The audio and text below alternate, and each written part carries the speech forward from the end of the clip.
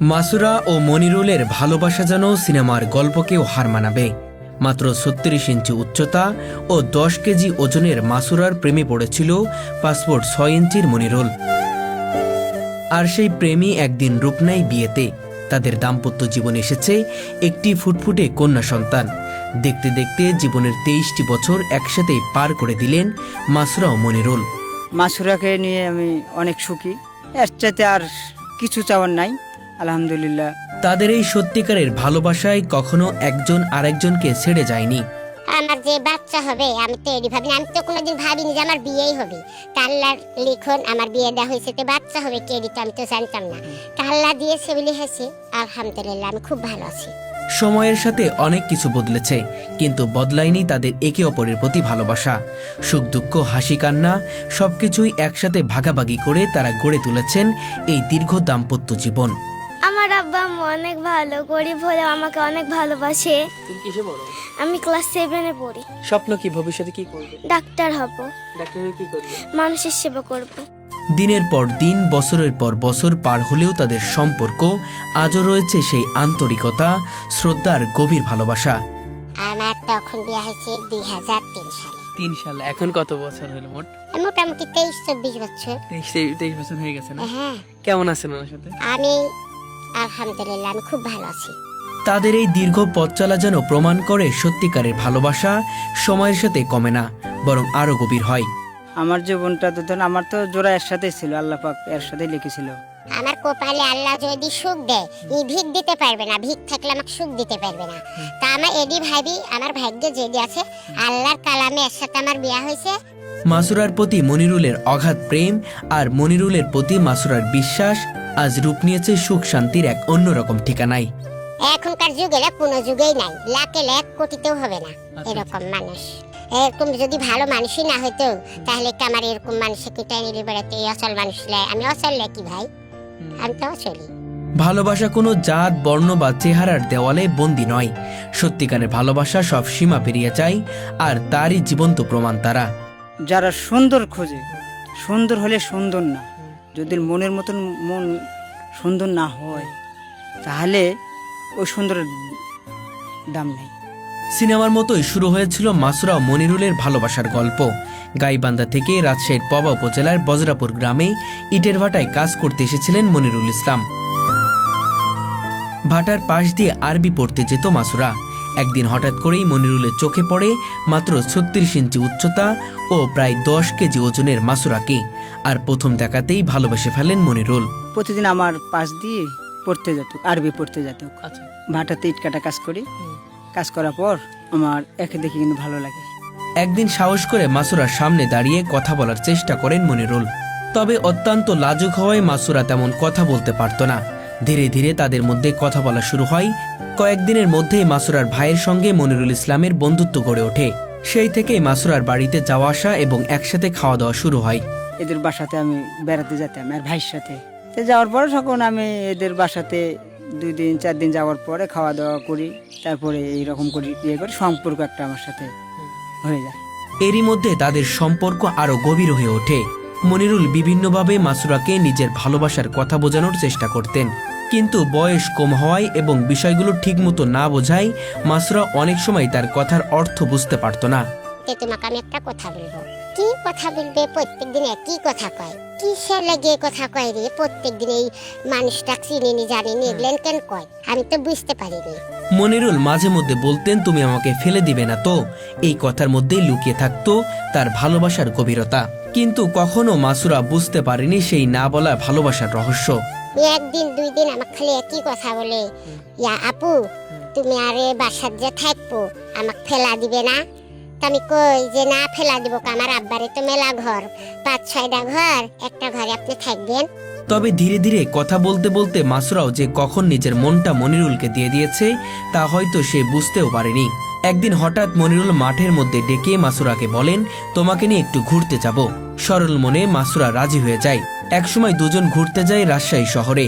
সেখানেই মনিরুল মাসুরাকে বলে, আমি তোমাকে বিয়ে করতে চাই। তখন বিয়ের অর্থ ঠিকভাবে না বুঝলেও রাজি হয়ে যায় মাসুরা, কারণ ইতিমধ্যেই নিজের মনটা দিয়ে ফেলেছে সেই মনিরুলকে। রাজশাহীর কাজী অফিসে গিয়ে বিয়ের চেষ্টা করলেও সেখানে বিয়ে হয়নি। পরে কোর্টে গিয়েও তাও ব্যর্থ হয়। এরপর তারা ঢাকার নারায়ণগঞ্জে চলে যায়। সেখানেও বিয়ের চেষ্টা করলেও সফল হয়নি। পরে ঢাকার মিরপুরে গিয়ে চেষ্টা করলেও ব্যর্থ হয় তারা। অবশেষে বগুড়ায় গিয়ে সম্পূর্ণ হয় তাদের বিয়ে। সমাজের কটুকথা এবং দুজনের শারীরিক পার্থক্যের কারণে কোথাও তাদের বিয়ে হচ্ছিল না। যেন তাদের ভালোবাসা এক অসম্ভব চ্যালেঞ্জ হয়ে দাঁড়িয়েছিল। বিয়ের 9 থেকে 10 দিন পর মনিরুলকে নিয়ে মাসুরা নিজের বাড়িতে ফিরে আসে। তখন শুরু হয় এক বড় হট্টগোল। মাসুরার বাবা ভাইরা দা, কাছি ও হাসুয়া নিয়ে মনিরুলকে মারতে প্রস্তুত হয়ে যায়। কিন্তু সেই মুহূর্তে প্রিয় স্বামীর সামনে ঢাল হয়ে দাঁড়িয়ে যায় মাসুরা।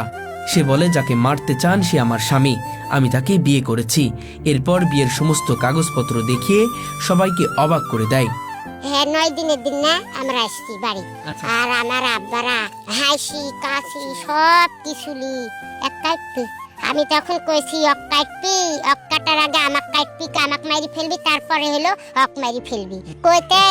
তখন বলছি যে এখন তোরা যা করতে পারবি কর। তখন আমার একটা ফুপাট, আমি কাগজটা ফেলাই দিছি আমার বিয়ের কাবিলনামা। প্রথমে মাসুরার মা বাবা এই বিয়ে মেনে নিতে চায়নি। তাদের ধারণা ছিল বিয়ের কিছুদিন পরে হয়তো মনিরুল মাসুরাকে ছেড়ে চলে যাবে। কিন্তু সময়ের সাথে সাথে তাদের এই ধারণা ভুল প্রমাণিত হয়। ধীরে ধীরে পরিবার এবং এলাকার মানুষও তাদের সম্পর্ক মেনে নেয়। বিয়ের প্রায় 10 বছর পর তাদের জীবনে আসে আরেকটি আশ্চর্য ঘটনা। মাত্র 3 ফুট উচ্চতা ও প্রায় 10 থেকে 11 কেজি ওজনের মাসুরার গর্ভে সন্তান এসেছে।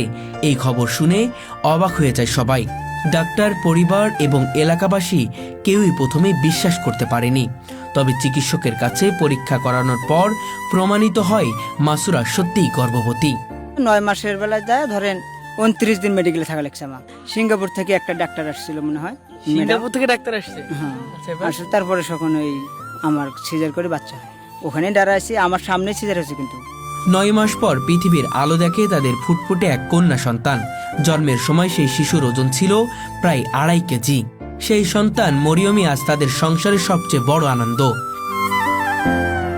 বর্তমানে মনিরুল পেশায় ইটভাটায় কাজ করে, আর সংসারের সব কাজই করে মাসুরা।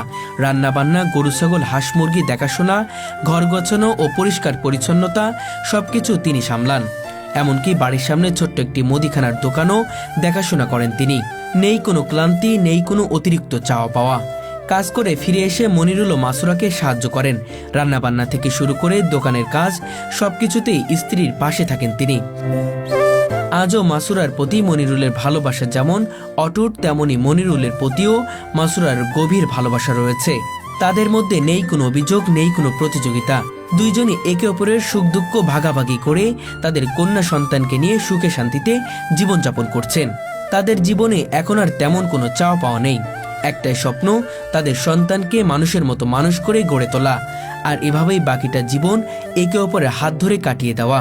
মাসুরা ও মনিরুলের ভালোবাসা আমাদের শেখায়, ভালোবাসা কোনো বয়স, চেহারা, জাত বা বর্ণ মানে না। সত্যিকারের ভালোবাসা সব বাধা পেরিয়ে একে অপরের পাশে থাকার শক্তি দেয়। আজ মাসুরা ও মনিরুল তাদের ফুটফুটে কন্যা সন্তানকে নিয়ে সুখে শান্তিতে জীবন কাটাচ্ছেন। তাদের এই ভালোবাসার গল্প আমাদের সমাজের জন্য এক উজ্জ্বল উদাহরণ। দর্শক, ভালোবাসা কখনো ধর্ম, বর্ণ, জাত কিছুই মানে না। হ্যাঁ দর্শক, ঠিকই, ভালোবাসা এমন একটা জিনিস, আর সেই ভালোবাসা অন্যভাবে আমাদেরকে পরিচয় করে দিয়েছে মনিরুল মাসুরার এই দম্পতি। আমরা আজকে আপনাদের কাছে এমন এক গল্প তুলে ধরতে চলেছি যা শুনলে আপনারা সত্যিই অবাক হবেন। আমার পাশে দেখতে পাচ্ছেন রয়েছে মনিরুল এবং ঠিক তার পাশে হলো মাসুরা, যাদের দুইজনের সম্পর্ক আমাদেরকে চোখের ভিতর আঙুল দিয়ে দেখিয়ে দেয় ভালোবাসা কতটা পবিত্র, ভালোবাসা কতটা বিশ্বাস, ভালোবাসা কতটা পবিত্র। হ্যাঁ, আজকে সেই গল্পটা আপনাদের কাছে তুলে ধরার চেষ্টা করব। কত কথা বলছে এরকম ভালো মানুষ, এই অসল মানুষ কিভাবে প্যানেলি বেড়ায়, কি করতে ভাত দেন, অনেক মানুষ অনেক কথাই বলছে। কিন্তু আমার স্বামী তো এটা মনে করেনি। মনে করলে তার আমাকে এতদিন ঘর টানতো না। আমার বয়স এখন 38 বছর। আপনার ওজন কত? এখনো যখন 10-10.5 কেজি হবে। আগে একটু ওজন বেশি ছিল, রোজা করতে লেগে আরো শুকাই গেছি। আমাদের জন্য দোয়া করবেন, আমরা ভালো থাকতে পারি, সুস্থ থাকতে পারি, আমার মেয়ের একজন মনের মতো মানুষ করতে পারি। এগুলো আপনারা সবাই দোয়া করবেন। দর্শকের কাছে একটাই আমার চাওয়া, আমাদের জন্য যেন সবাই দোয়া করে আমরা যেন ভালোভাবে থাকতে পারি।